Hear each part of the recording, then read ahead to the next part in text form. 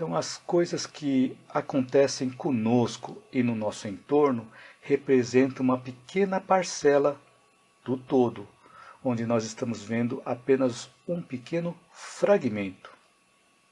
Por exemplo, quando nós temos uma discussão com alguém, representa um pequeno fragmento. Vamos supor que seja 10%.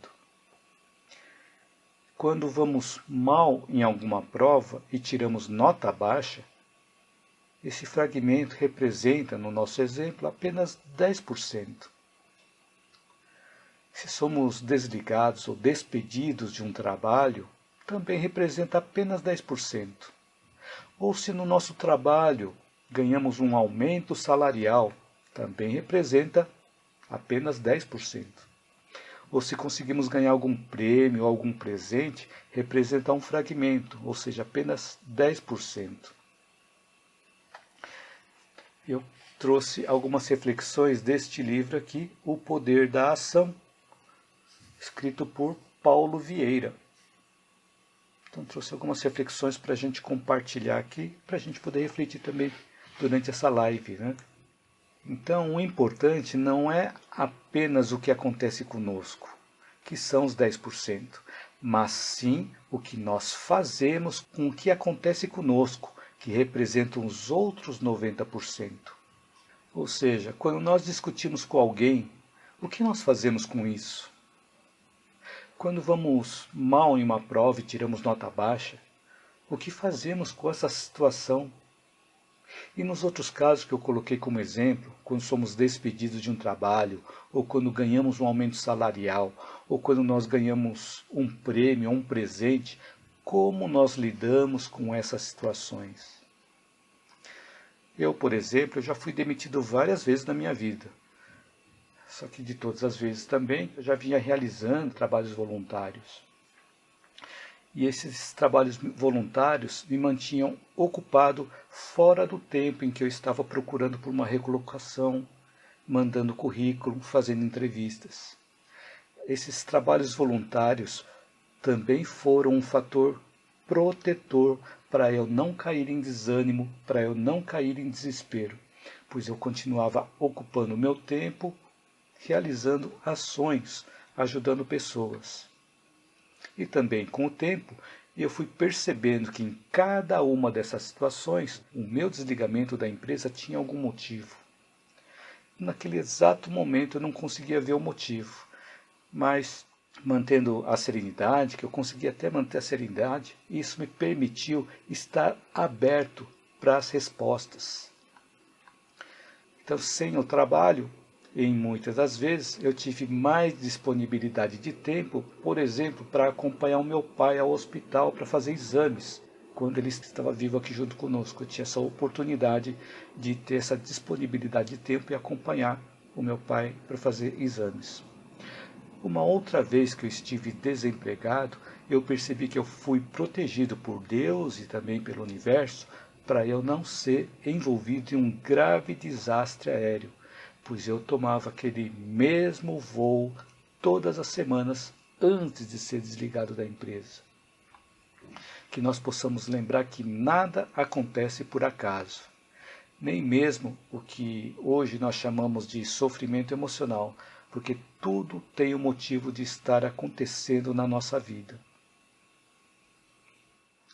Então, os 90% representam a forma de como nós vamos agir diante de um fato, que serve tanto para situações ruins quanto para situações boas.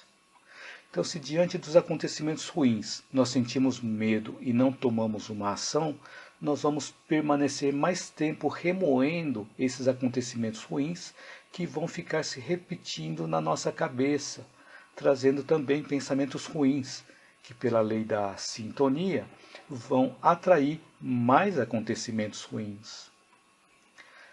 Mas se conseguimos mudar o nosso foco, mudar a nossa perspectiva e visualizar os outros 90%, nós vamos encontrar benefícios que estão ocultos, mas que nós podemos encontrar através da mudança de perspectiva. O que nós fazemos com os 90% que nós não estamos vendo, né? Por exemplo, uma situação de doença que representa os 10%, é normal nós buscarmos por recursos médicos para ajudar na recuperação da saúde. Mas nessas situações, nós costumamos focar muito na doença e não conseguimos ver os outros 90%. O que nós podemos encontrar nos outros 90%? Conversando com os médicos, aprendendo sobre aquela doença ou aquela enfermidade, nós podemos buscar os meios para contribuir, fazendo a nossa parte, seguindo as orientações médicas, para buscar a remissão da doença ou da enfermidade, ou mesmo prevenir outras complicações. E um ponto importante também com relação à doença, que muitas vezes nós não vemos, que uma doença pode ser um fator agregador. Como assim? Onde as pessoas se unem para ajudar a pessoa que está passando por essa situação, portando uma doença, portando uma enfermidade.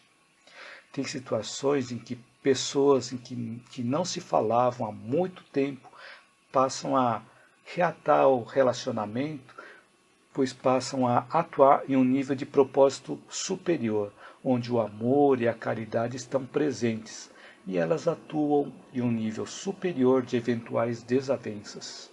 Então as desavenças são deixadas de lado quando nós colocamos o amor e a caridade. E a questão do exemplo que eu coloquei da doença, da enfermidade, pode ser um fator agregador para unir pessoas também.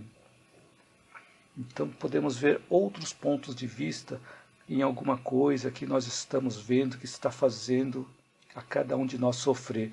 Nós podemos buscar outras perspectivas, outras formas de ver aquela mesma situação. E se diante dos acontecimentos bons nos sentimos orgulhosos, nos posicionando acima das outras pessoas, a tendência é que nós não fiquemos muito tempo nessa situação.